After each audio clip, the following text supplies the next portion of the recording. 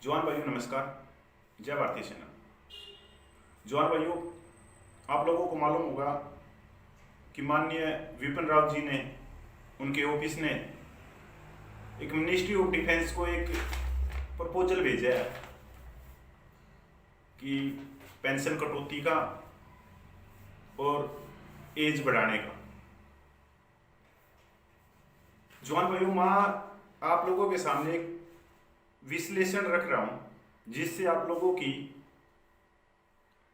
जो आपके दिमाग में धूल भरी है वो छट जाए। तो क्योंकि बहुत सारे यूट्यूबर चैनल आए हैं और वो भ्रमित भी कर रहे हैं आप लोगों को। जवान भाइयों, मैं पूर्व सैनिक कपिल, सबका सैनिक संघर्ष कमेटी से। जवान भाइयों, थोड़ी ही मेरी भी जिंदगी थोड़ी ही भागदौड़ में चल रही है और मैं तो आप लोगों के रवैये से मैं तो पीछे ही हट गया था। पर अभी हमारे सबका सैनिक संघर्ष कमेटी के नेशनल एडवाइजर सूबेदार एसपी घोषाल साहब ने आदेश दिया कि भाई इस पे आप जवानों को जागरूक करो। मैं सर, जवान जागरूक नहीं होंगे क्योंकि हम जवानों को जागरूक कर रहे हैं या उनकी जो उनको आंखों से कम दिख रहा है और हम उनके मोतियाबिंद को करने के बाद में उनकी पट्टी खोलते हैं आंखों के सामने से, तो वो सबसे पहले ये पूछता है कि स्टेज पे रिटायर्ड कर्नल जनरल अभी तक क्यों नहीं आया। जवान चाहे उसको कुछ भी बताए पर वो उसकी बात को नहीं मानता, वो नजरअंदाज भी करता है। अगर कोई रिटायर्ड ऑफिसर आके उसको ये बोले कि आपका इसमें फायदा है चाहे उसमें नुकसान भी क्यों ना हो, वो उसको मानेगा। मैंने बोल दिया था कि सर मेरे को ऐसा काम मत दो, मिला नहीं आपको लेके आओ। जॉन भाई, वीडियो थोड़ा लंबा बनेगा। जिस भाई को कोई काम है तो वो निकल जाओ, अपना काम करो। और जिसको ज्ञान या ये जानना जरूरी है कि ये पेंशन कटौती और एज बढ़ाने से जवानों का कितना नुकसान होगा या हमारे अफसरों का कितना नुकसान होगा, तो वो ठहरे रहिए। जवान भाइयों, मैंने बहुत हेल्प ली है इसमें राष्ट्रीय प्रवक्ता नलिन तलवार की और सबका सैनिक संघर्ष कमेटी के जनरल सेक्रेटरी हरपाल जी की। जवान भाइयों, आप लोगों के पास में आपके फोन में आए होंगे वीडियो इस तरह के। अब जवानों की पेंशन कटौती पर जनरलों ने सीडीएस के खिलाफ खोला मोर्चा। यूट्यूब के कुछ वीडियो के जो आप लोगों तक पहुंचे हैं उनका टाइटल है, सरकार और सीडीएस राउत का जवानों की पेंशन कटौती का फैसले के खिलाफ सुप्रीम कोर्ट व आंदोलन। जवानों की पेंशन कटौती पर सीडीएस को खूब धोया कर्नल ने। जनरल साहब ने रक्षा मंत्रालय को ललकारा जवानों की रिटायरमेंट एज बढ़ोतरी एंड पेंशन कटौती पर। सीडीएस करेंगे सेना का बेड़ा गर्क, जवानों की पेंशन काटी बल्कि बंद की जाएगी। सेना के जवानों को मोदी द्वारा धोखा दिया जाता है। जवान भाइयों, एक नंबर के बकवास। जो लोग ये बोलते हैं कि सबसे भरोसेमंद चैनल, वो आप लोगों को भ्रमित करने का काम कर रहे हैं। सिर्फ अपनी रोजी रोटी के लिए वो आपको गुमराह करके आपकी लाइन से, जिस लाइन को आप उन्होंने दिखाना चाहिए उससे हटा के, और जो लोगों ने उनको बताई या भ्रमित करके अपने हकों के बारे में जागरूक ना करके वो एक बनी बनाई काल्पनिक दुनिया की तरफ लेके जा रहे। और वो काल्पनिक भी नहीं बोल सकती, उसमें है किसका फायदा और किसके लिए काम कर रही। बहुत सारे यूट्यूब चैनल वाले तो अभी ड्रेस भी पहन के आने लगे। मैंने तो एक का देखा कल ही, वो तो एनएसजी की काली ड्रेस पहन के आया हुआ था। मैं ये बंदा कहाँ था, क्योंकि सबका ने पिछले 10 सालों से वो आपके हकों के लिए लड़ाई लड़ रही है। जवान भाइयों, इससे पहले जो ये लेटर की है, जो ये लेटर आया पेंशन कटौती का एज बढ़ाने का, तो हमारे को आपको समझना तो थोड़ा पीछे चलना पड़ेगा। पीछे इसलिए कि आप इसका विश्लेषण कर सको और आप जान सको कि कितना लाभ है, कितनी हानि है, और किसको है और किसको नहीं है। इन चीजों के ऊपर जवान भाइयों, सबसे पहले हम बजट को लेते हैं, क्योंकि वहीं से इसकी रास्ता निकलता है और जो हमारे अंदर अंधकार भरा है या भर दिया गया है वो छट सकता है। 2020-21 में रक्षा बजट के लिए आम बजट में 3.37 लाख करोड़ रुपए आवंटित किए। पेंशन के लिए बजट रखा गया 1.33 लाख करोड़ रुपए। कुल मिलाकर 4.71 लाख करोड़ रुपए रक्षा बजट आवंटित किया गया 2020-21 में। इसमें रक्षा के को मिले 3.37 लाख करोड़ में से 1.18 लाख करोड़ पूंजीगत खाता के लिए है, जबकि 2.18 लाख करोड़ राजस्व के मद में खर्च होगा, यानी आधे से ज्यादा सिर्फ तनख्वाह और सुविधाओं पर खर्च होगा। पिछले साल से रक्षा पेंशन में 13.5% की वृद्धि हुई है और ये पिछले 10 साल का हम इसके आंकड़े लेके आए तो ये वृद्धि हो ही रही है सिर्फ पेंशन में और वेतन में, जो संशोधित अनुमानों में 1.18 लाख करोड़ से बढ़कर 1.33 लाख करोड़ है। जो पेंशन का बजट अब की बार पहली बार सैन्य कर्मियों के पेंशन का खर्च फाइटर जेट, जंगी जहाज और युद्ध टैंकों जैसे रक्षा साजो सामान की खरीद पर आने वाले खर्च से ऊपर निकल गया है।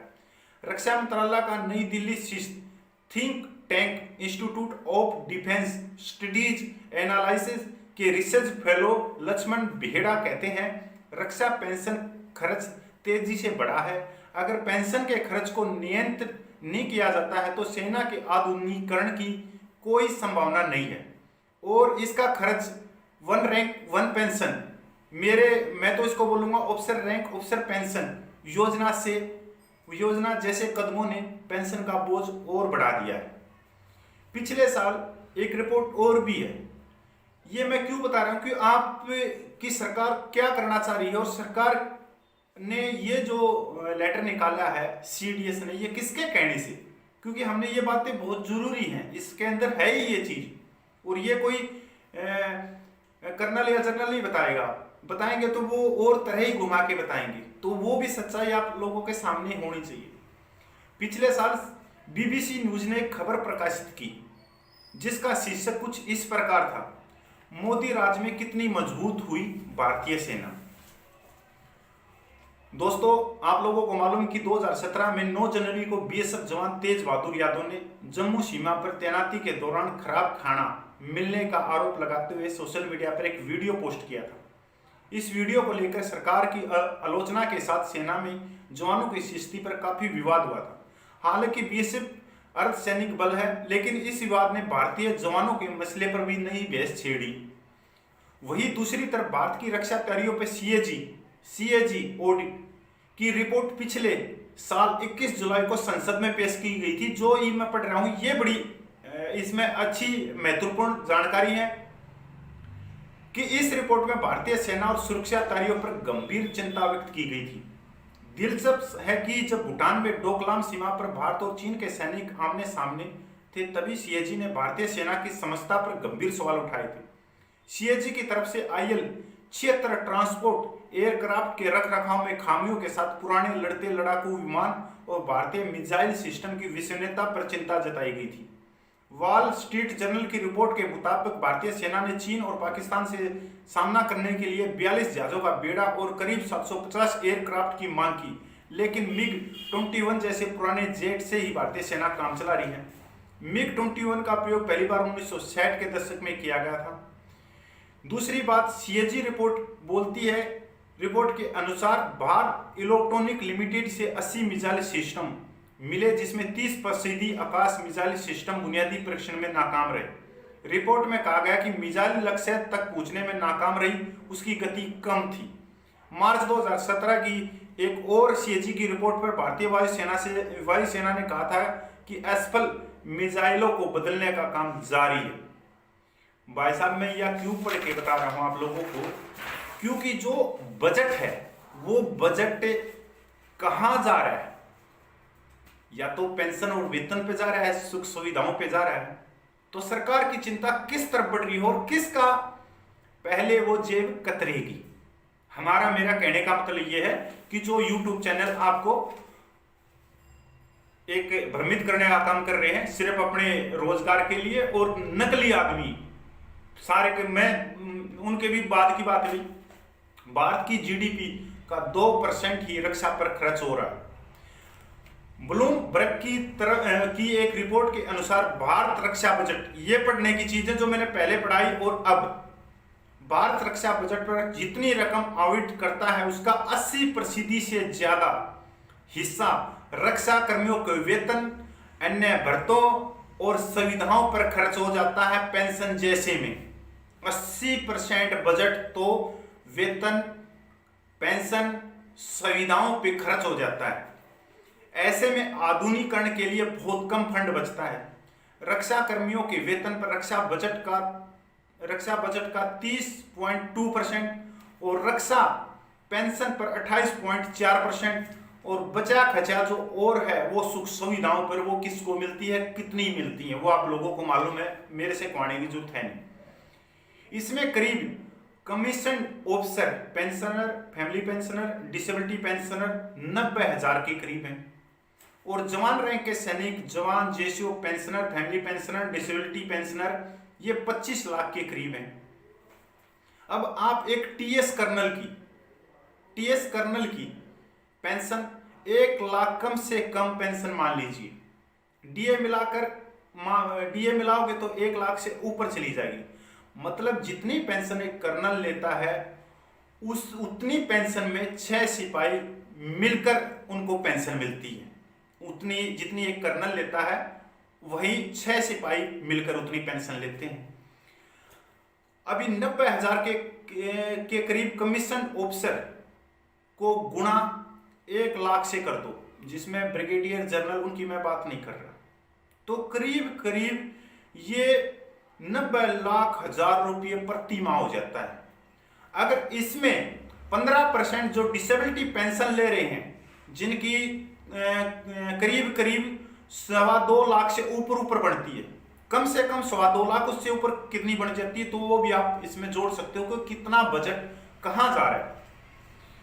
ऊपर से ECHS, medical facility, CSD, DGR, security agency, petrol pump, कोयला खदाने, सीएसडी में मैनेजर, ईसीएचएस पॉलिटेक्निक इंचार्ज, देश में फर्स्ट क्लास की नौकरी, रिजर्व जवानों की भीड़ दिखाकर लोकसभा, राज्यसभा का सांसद या राज्यपाल, ये प्लस हैं।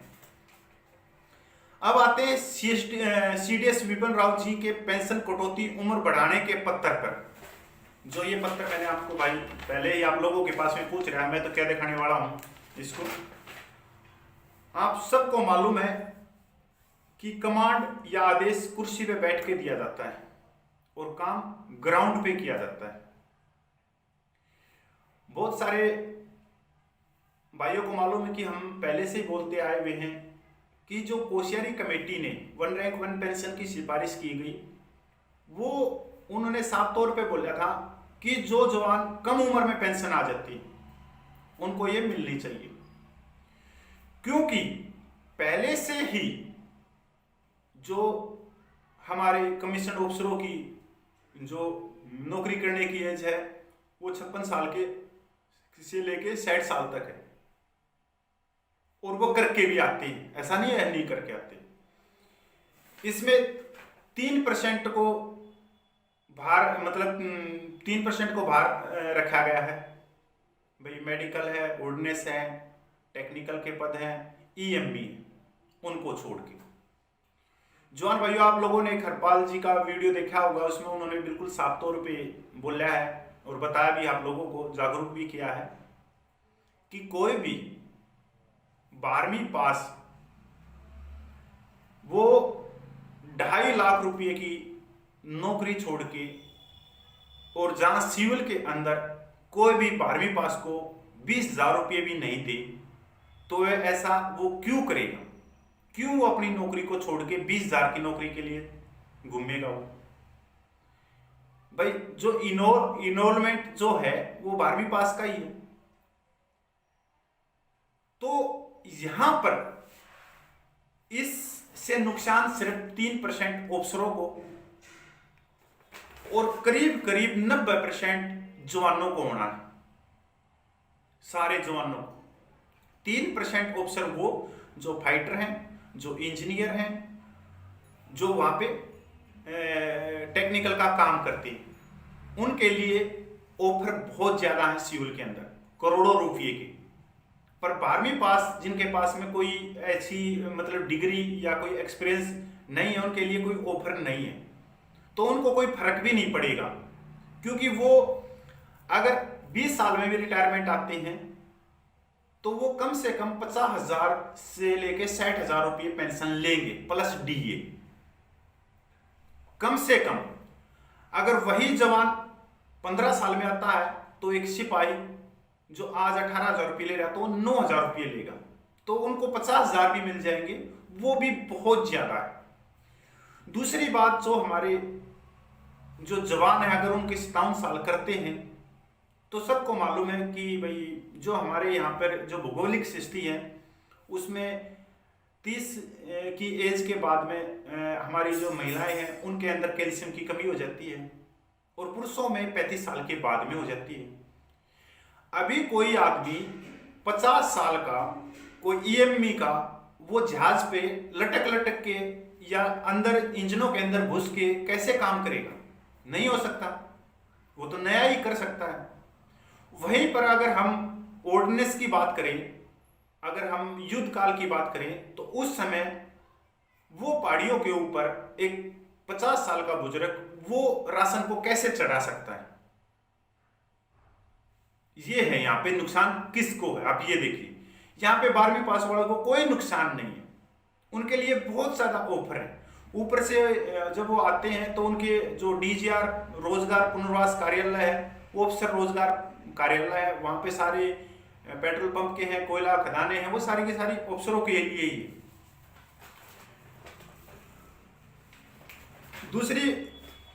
दूसरी बात भाई, सरकार के लिए सबसे बड़ी चुनौती रक्षा बजट से पेंशन बजट को कम करना है, और सीडीएस जब बनाए गए विपिन रावत जी को सबसे बड़ी जिम्मेवारी यही दी गई थी। पर सच्चाई सबसे बड़ी यह है कि कमीशन ऑफिसर रिटायर्ड पेंशनरों का पेंशन सरकार कम करने का जोखिम बिल्कुल नहीं लेगी, क्योंकि रिटायर्ड ऑफिसर राजनीतिक रूप से बहुत मजबूत हैं और राजनीति की दिशा बदल सकते हैं। यह सोचने की बात है कि उनके ऊपर क्यों नहीं इसका हो जाएगा। बीजेपी और कांग्रेस को ये अच्छी भली बात पता है कि जवान रिटायर्ड अफसरों के बहकाव में रहते हैं और उनके कहे अनुसार अपनी 5 करोड़ वोटों से प्रभावित करके नुकसान कर सकते हैं, इसलिए उनके पे हाथ ना लगाया जाए, सिर्फ अफसरों पे।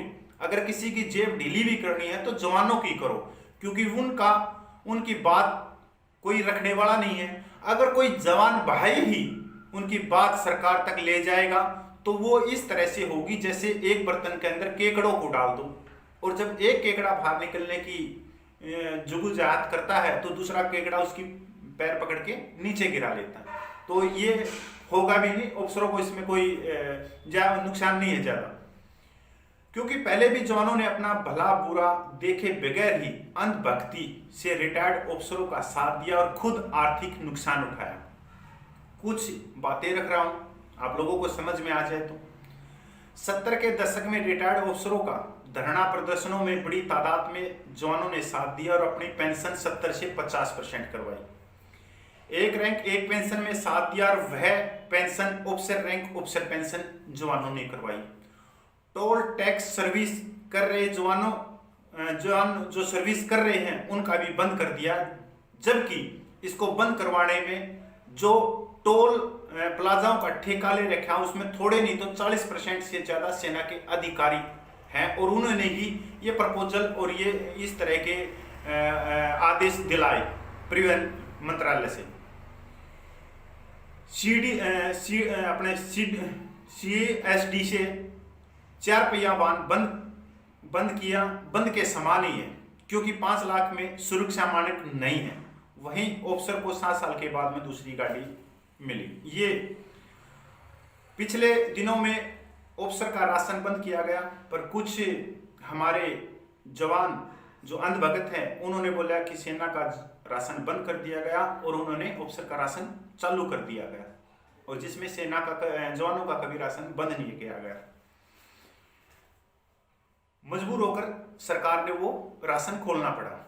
कुछ भाई जो ट्विटर भी करते हैं, जो मैसेज भी करते हैं, जो बैंकों में भी नौकरी करते हैं, देखो वो आदमी जो पढ़े लिखे होके दूसरों को गुमराह कर रहे हैं। बोलते हैं कि डिसेबिलिटी पेंशन पर सरकार ने टैक्स लगा दिया। हमने उसी समय बोला था कि किसी भी जवान जेसीओ पे डिसेबिलिटी टैक्स के दायरे में नहीं आया। आज तक कोई आया तो भाई मेरा नंबर गूगल पे मिल जाएगा, कहीं भी सर्च कर लेना, बताना। अभी तक एक भी नहीं आया। ऑफिसर आए, क्योंकि जहां जवान को डिसेबिलिटी पेंशन 9,000 रुपये से 18,000 रुपये मिलते हैं, वहीं ऑफिसर को 1.5 लाख से 2,72,000 रुपये मिलते हैं। ये सबसे बड़ी रक्षा बजट को खर्च करने में। इसके बाद में एक रिपोर्ट और भी है, ये सारी गूगल पे हैं कि आप देखोगे 4 और 5 पे कमीशन की बता देता हूं मैं डिसेबिलिटी की। ऑफिसर को 750 डिसेबिलिटी पेंशन मिलती थी, जेसीओज को 550 मिलती थी और जवान को 450 रुपये, कोई ज्यादा फर्क नहीं था, 250 रुपये का। 5 पे कमीशन में ऑफिसर को 2600 मिलती थी, जेसीओज को 1900 और जवान को 1550, कोई ज्यादा फर्क नहीं था। अब लाखों में गया।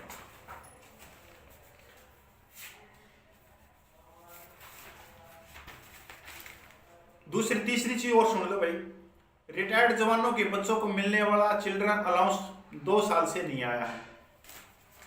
7वें पे कमीशन में जवानों का नाम लेकर 7वें पे कमीशन का विरोध किया गया। ऑफिसर को 2.57 से 2.81 का फैक्टर मिलते ही पे कमीशन ठीक हो गया। ग्लेशियर अलाउंस 7 पे कमीशन में जवान को 11,000 से बढ़ाकर 22,000 और ऑफिसर को 17,000 से बढ़ाकर 32,000 किया गया। ऑफिसर नाखुश हुआ, ऑफिसर ने इस रिपोर्ट को खारिज किया और सरकार ने बाद में इस रिपोर्ट में फेरबदल करके ऑफिसर का 32,000 की जगह 42,500 ग्लेशियर अलाउंस किया गया। और ये सब हमारे जो जवान जो पीछे से जिंदाबाद में आगे नहीं है, मेडिकल भत्ते के रूप में जवान ऑफिसर को सरकार 1,000 रुपये देती है, जबकि इसी 1,000 रुपये से जवान को जनरल वार्ड मिलता है और ऑफिसर को प्राइवेट वार्ड मिलता है। स्वाभाविक सी बात है, अगर कोई प्राइवेट वार्ड में एडमिट होगा तो उसका खर्चा भी ज्यादा होगा जनरल वार्ड से।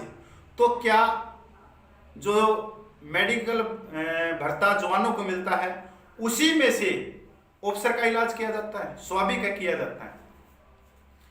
दूसरी बात, बहुत सारे कांग्रेसी इसमें कूद पड़ी है। एक तो हमारे कांग्रेस के राष्ट्रीय प्रवक्ता है रणदीप सुरजेवाला और कांग्रेस नेत्री है अलका लांबा जी। तो मैं सीधा सा साफ तौर पे बोल सकता हूँ, सुरजेवाला को कोई ज्यादा नहीं पता। वो मतलब एक तरह से पत्तड़ इंसान है, जो ऑफिसर से शुरू करता है ऑफिसर पे ही खत्म कर देता है। आपने 2019 की उनकी 2018 में भी उन्होंने एक मीटिंग करवाई गई थी, जो हमारे जंतर मंतर के जनरल साथी हैं उनके साथ में जवानों को उसमें घुसाया नहीं गया और उन्होंने जो कुछ बताया वही वो बोलते हैं। आज भी जो कांग्रेस के रणदीप सुरजेवाला राष्ट्रीय प्रवक्ता ने जो बात रखी वो उन्हीं लोगों ने बताई है। जो जंतर मंतर के जो साथी हैं, जो जनरल है, वही जो बताते हैं वही रट के वो आता है। क्योंकि आप रणदीप सुरजेवाला तो वही हरियाणा से और मैं भी यहीं से हूँ। तो रणदीप सुरजेवाला ने जितना कांग्रेस का भट्ठा गोल किया है वो इन्हीं की वजह से किया। और हरियाणा में भी देखें तो यहाँ 15 कांग्रेस है, एक कांग्रेस नहीं 15 कांग्रेस। मेरी सलाह है राहुल गांधी को और रणदीप सुरजेवाला को कि एक बार ठीक ठाक बैठ के दोनों आदमी सलाह मशवरा कर ले कि हमने अमीरों को टारगेट करना है या गरीबों को। अभी राहुल गांधी तो अडानी और अंबानी को टारगेट करता है और सुरजेवाला सीधा जवानों को टारगेट करता है, क्योंकि जवान तो गरीब है। तो भाई दोनों सलाह मशवरा कर लो कि किसको टारगेट करना है, क्योंकि इनको बताई हुई है। इसको नहीं तो ज्ञान है कि किसकी पे कम हो रही है, किसके ऊपर ये ये जो कटौती होगी किसकी भागीदार बनेगा और कौन नौकरियां करेगा कौन नहीं करेगा। स्वाभाविक है। आज इन्होंने बोला एक रैंक एक पेंशन के बारे में, रणदीप सुरजेवाला ने, तो मैं पूछना चाहता हूं कि जो जर्नल है कर्नल है वो तो 57 साल में आएंगे, पहले भी आते हैं पेंशन। टेक्निकल वाले हैं वो 20 साल में आएंगे क्योंकि उनके लिए बहुत बड़े ऑफर हैं और उनको ज्यादा जरूरत भी नहीं है। तो जो वन रैंक वन पेंशन जो सरकार ने दी, ये सारा सिस्टम हो रहा है उसको खत्म करने के लिए। खत्म किस तरह से? क्योंकि ऑफिसर तो 57 साल में करके आएगा क्योंकि भाई 12वीं पास है, बाहर कोई 20,000 रुपये की नौकरी नहीं देगा। अंदर बैठे हो तो 2.5-3 लाख रुपए फोड़ रहे हो, ऊपर से पूरी फैसिलिटियां, 3-3 गाड़ियां चल रही हैं, अच्छी कोठियां मिली हुई हैं, 3-3 जवान घर में जूते पॉलिश और सामान ले जाने में करते हैं। यहाँ तक उनकी जो कुत्ते हैं या सब्जी मंडी से लेके आते हैं तो उसके लिए भी गाड़ियां दौड़ती रहती हैं। आधा संसाधन तो इनके सुख सुविधाओं में जा रहा है, बजट का बहुत सारा। वह पेंशन क्योंकि भाई हरपाल जी ने बताया कि वन रैंक वन पेंशन जब इसकी टेबल आई तो 0.5 से शुरू किया गया। 0.5 मतलब 5 महीने से शुरू किया गया। अभी अगर कोई जवान 15 साल में रिटायरमेंट लेके आ गया, रिक्वेस्ट रिटायरमेंट, तो उसकी तो पेंशन आधी हो गई, 9,000 रुपये, तो वन रैंक वन तो का सिस्टम ही खत्म हो गया। और अगर कोई सिपाही 57 साल में रिटायरमेंट आया तो जो पहले के हैं 15 साल जो करके आए हुए हैं उनको वैसे नहीं मिलेगी क्योंकि उनकी एज, उन्होंने नौकरी ज्यादा करी है। दूसरी बात, 7 नवंबर 2015 को एक लेटर निकला था वन रैंक वन पेंशन के ऊपर कि जो प्रीमेच्योर या रिक्वेस्ट रिटायरमेंट है उनको आगे से वन रैंक वन पेंशन नहीं मिलेगी। जबकि माननीय प्रधानमंत्री ने लाल किले से बोला था कि किसी को नुकसान नहीं होगा, पर उसके बाद में कोई लेटर नहीं लिख रहा, खंडन नहीं किया। और उनके वो जो बंदे हैं उनको तो वन रैंक वन पेंशन नहीं मिलेगी। बहुत सारी मतलब जवान जो हैं जो रिक्वेस्ट रिटायरमेंट लेके आए हैं 2015 के बाद में, मेरे हिसाब से तो उनको किसी को वन रैंक वन पेंशन मिलेगी ही नहीं। जो रिविजन है जवान भैया सुरजेवाला के ऊपर ज्यादा ध्यान नहीं देना, ये एक नंबर का पत्राचार है। जो अफसरशाही बोलती है ये वही बयान देता है, इसको ज्यादा नॉलेज नहीं है। इसको ये भी नहीं मालूम है कि सेना में जवान भी हैं। इसका कहना यही है कि सेना मतलब जनरल और कर्नल, इससे आगे ही न इसकी सोच है न कुछ और है। अगर सरकार की पेंशन बजट घटाना है तो पहले निर्धारित करना पड़ेगा कि गरीब कौन है, गरीब कौन है, अमीर कौन है। जैसे देश में राशन कार्ड पर राशन सिर्फ गरीबों को मिलता है, न कि अमीरों को मिलता है। अगर सरकार को पेंशन बजट घटाना है तो मैं पूरे सैनिक समुदाय की तो गारंटी नहीं ले सकता। अगर सरकार मेरे को 1 लाख रुपए पर मंथ पेंशन देती है तो मैं सरकार की कोई भी फैसिलिटी नहीं लूंगा। मैं सरकार की मेडिकल सुविधा, CSD सुविधा, DGR का रोजगार, जो हमारे को पेट्रोल पंप मिलता है, खदानें मिलती हैं, सिक्योरिटी एजेंसी का ठेका मिलता है, या एक्स सर्विसमैन का फर्स्ट क्लास नौकरियों में जो कोटा मिलता है उसमें से कुछ भी नहीं लूंगा। सिंपल 1 लाख पेंशन लूंगा। यहां तक एक रैंक एक पेंशन भी नहीं लूंगा अगर सरकार मेरी पेंशन 1 लाख रुपये करती है। अगर सरकार पेंशन कटौती करती है, अगर जवान की पेंशन कटौती करती है तो सरकार को जो 9,000 रुपये जिस जवान को आप दोगे तो उसको मेडिकल सुविधा, CSD सुविधा, DGR के जितने रोजगार हैं, चाहे सिक्योरिटी एजेंसी हो, चाहे पेट्रोल पंप हो, चाहे CNG गैस हो, चाहे कोयले की खदानें हो, एक्स सर्विसमैन का कोटा बिल्कुल जहां से वो रिटायरमेंट आए वहीं से ज्वाइनिंग लेटर उसके हाथ में मिल जाए। CSD ECHS में जितने भी जो भी मैनेजर के पद हैं वो सारे के सारे जवान को मिलने चाहिए।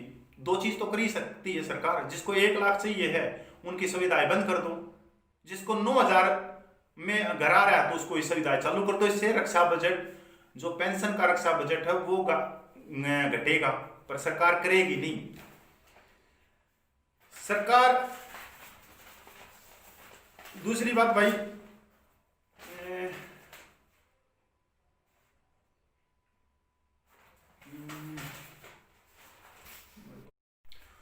दूसरा कदम सरकार के लिए है कि रक्षा बजट को फिजूल खर्चों से बाहर निकालो। फिजूल खर्चों से आपने पता ही है कि कितना सुख सुविधाएं हैं। अभी सरकार अगर देश का भलाई चाहती है, अगर हमारी सेना को मजबूत करना चाहती है, क्योंकि मैंने बता दिया जो पहले कि रक्षा ये पेंशन कटौती की ओर ही है, क्योंकि पेंशन का जो बजट है, वेतन का जो बजट है, उसमें से 80% इसी में चला जाता है। तो सेना के पास में हथियारों की उसकी लड़ने की क्षमता पे बहुत बड़ा असर पड़ रहा है, वहाँ वो पैसा बचता ही नहीं उनके लिए।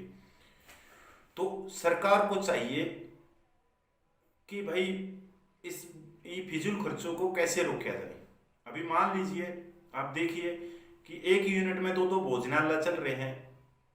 भोजनालयों के लिए अलग बिल्डिंग बनाई गई है जिसमें करोड़ों रुपए खर्च हुए हैं। उसमें जवान की जो जवान की जो समस्या है, जो ग्राउंड पे लगनी चाहिए, वहाँ पे ट्रे में चली जाती है, कप प्लेट में चली जाती है। तो उनको बंद करके भोजनालय एक कर दो और तकरीबन कोई फर्क भी नहीं पड़ेगा, क्योंकि फैमिली मेंबर तकरीबन रहते ही हैं।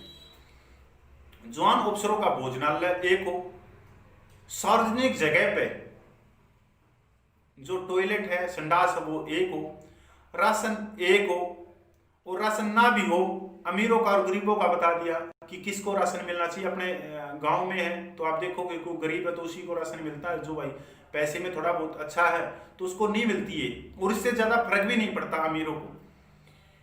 नॉन गवर्नमेंट एनजीओ पर रोक लगे, जो तीनों सेनाओं में चल रही है, जो कई लाखों रुपए के साल में पकोड़े और चाय और बेसन की बर्फी खा जाते हैं, तो इन पे रोक लगे। सेना गाड़ियों का दुरुपयोग करने वालों को सख्त सजा का प्रावधान किया जाए, क्योंकि बहुत सारी गाड़ियां तो सब्जी मंडी में घूमती रहती हैं और कुत्तों को घुमाने में ही रहती हैं। पीस एरिया छावनियों में आपने देखा होगा 4 लाइन रोड बने हुए हैं, उन रोडों की वहां पे जरूरत नहीं है। उन रोडों को सिंगल आगे से ऐसे प्रावधान किए जाए कि वो सिंगल रोड बने, और उनका जो पैसा है वो भाई बॉर्डर के ऊपर जाए। बॉर्डर के ऊपर आप लोगों ने मालूम है कि हमारे पास में रास्ते नहीं है, पुल नहीं है। अगर युद्ध के समय हम वहां कैसे पूछ सकते, ज्यादा से ज्यादा वहां सुविधाएं देनी चाहिए, और इसीलिए तो ये बजट बचेगा। सबसे महत्वपूर्ण, जवान और ऑफिसर का वेतन में अंतर रखो, पर अलाउंस मिलिट्री सर्विस पे डिसेबिलिटी पेंशन एक कर दो, जिससे लाखों करोड़ों रुपए बचेगा सीधा सा सरकार की जेब में, और रक्षा बजट बचेगा। जिनका वेतन लाखों में है उनका राशन, यातायात भत्ता, स्टडी लीव के ऊपर आदि जो वेतन उठाते हैं वो भी पूरा का पूरा बंद करो। वर्दी अलाउंस बंद करो, जो भारत सरकार को करोड़ों रुपए बचाएगा, क्योंकि अमीर और गरीब का फर्क तय करना पड़ेगा सरकार को। और मैं ये भी मानता हूं जो पैसे वाले हैं, जो अच्छे हैं, वो इन बातों का हंसी खुशी इनको स्वीकार भी करेंगे, ज्यादा फर्क नहीं पड़ेगा। पर ये जब ये नहीं दिया जाएगा तो बहुत करोड़ों रुपए की बचत होगी सरकार को।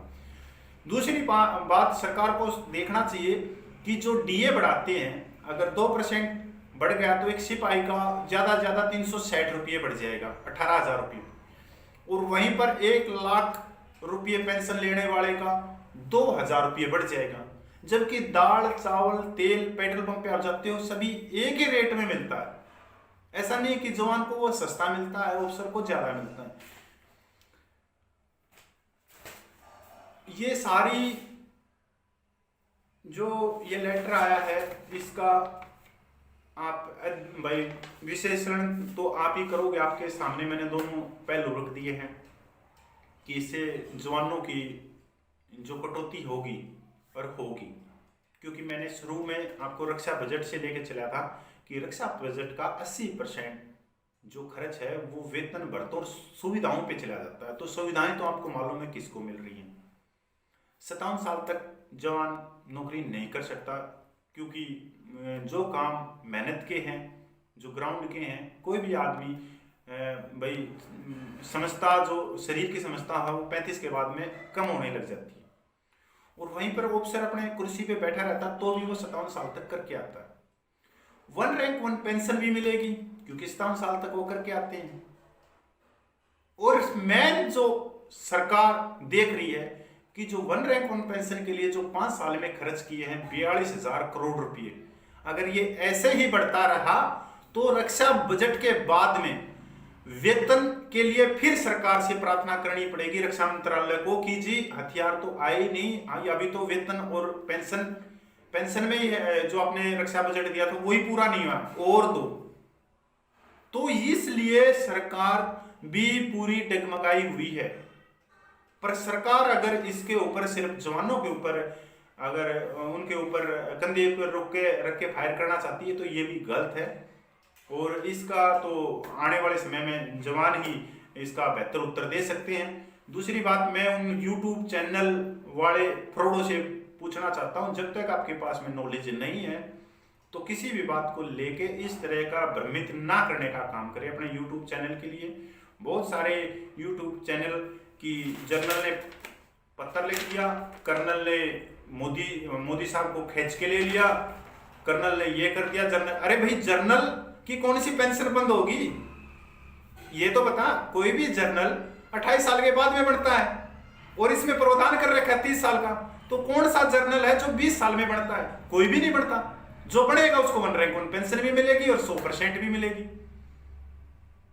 आप लोगों को सिर्फ जो ये अपनी जमीन खो चुके हैं, जवान जागरूक होने के बाद में जो अपनी जमीन खो चुके हैं, उसी जमीन को पाने के लिए जो रिटायर्ड ऑप्शन है कि मैं राज्यपाल बन जाऊं, मैं MP का टिकट लेकर संसद में पहुंच जाऊं, उसी जमीन को खोने के लिए जवानों को गुमराह कर रहे हैं। जिसमें मेरे हिसाब से तो कि 3% अफसरों को नुकसान है, वो टेक्निकल वालों को है, वो बहुत पढ़े लिखे हैं, बहुत पढ़े लिखे माइंड खोपड़ी हैं, वो नहीं उनको चाहे आप 1 रुपया भी मत दो, उनको ज्यादा वो भी नहीं है, फिर भी वो 60,000 रुपये पेंशन लेके आएंगे।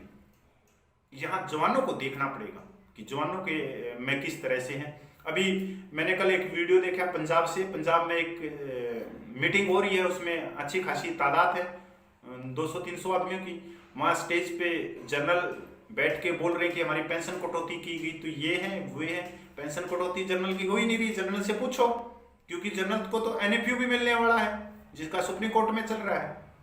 और 2004 से 2012 में कांग्रेस सरकार ने 3 बार पेंशन बढ़ाई, पर सुरजेवाला ने ये नहीं बताया कि कितने % जवानों को मिला और कितने % अफसरों को मिला। जवान भाइयों, यहाँ जो सरकारें हैं वो सिर्फ हमारा जो चेहरे के रूप में, वोट के चेहरे के रूप में जो देखती है वो सिर्फ जनरल और कर्नलों को देखती है। इसलिए हम कितना भी रोते रहे, कितना कुछ भी करते रहे, हमारा कुछ नहीं होगा। और ऊपर से हमारे ही कुछ जो भाई हैं, जो यूट्यूबर चैनल है, वो भ्रमित कर रहे हैं, और वो एक तरह से आप लोगों की जो बात थी सरकार तक कुछ नहीं कि भाई अगर जवानों की आधी पेंशन कर दी गई तो जवान के पास में बचेगा क्या? वो तो पूरी जवानी तो आपने उसकी सेना में ले ली, बाहर आने के बाद में तो उसको कोई काम भी नहीं मिलेगा, कुछ भी नहीं मिलेगा, कोई 10,000 रुपये भी नहीं देगा। तो वहाँ इन चीज़ों को जो मेन चीज़ है सरकार तक वो नहीं पूछ पाएगी, क्योंकि यूट्यूब चैनल वाले बहुत ही ज़्यादा भ्रमित कर रहे हैं। और सरकार ने जो ये फाइल भेजी है ये पास होगी, चाहे आज नहीं पास हो, चाहे 2 साल के बाद में पास हो, क्योंकि रक्षा बजट सारा पेंशन वेतन में उड़ रहा है। जय हिंद, वंदे मातरम। अच्छा लगे तो वीडियो को शेयर करना, नहीं तो मत करना। उन्हीं यूट्यूब चैनल वालों के देखो जो आपको भ्रमित कर रहे हैं, जो लपेट के रंग बिरंगे दिखा के आपको मैं भरोसेमंद चैनल है, तो भैया उनका ही देखना, हमारा कोई वो नहीं है। हम तो दूरदर्शन है, अगर आज तक देखना तो उनके पास जाइए, दूरदर्शन देखना तो हमारे पास में ज्ञान की है। जय हिंद, वंदे मातरम। मेरे बुजुर्गों सम्मान। और एक हमारा अकाउंट नंबर है, आपको अच्छा आगे लगे तो भाई 10-20 जो रुपये हैं, ये मेरा नहीं, ये संस्था का, मैं तो हरियाणा से हूँ, ये संस्था हमारे जो पंजाब से है उसी का अकाउंट है, उसमें आप कुछ डाल सकते हैं तो आपकी बेहतर है। आपका धन्यवाद करूंगा। जय हिंद, वंदे मातरम।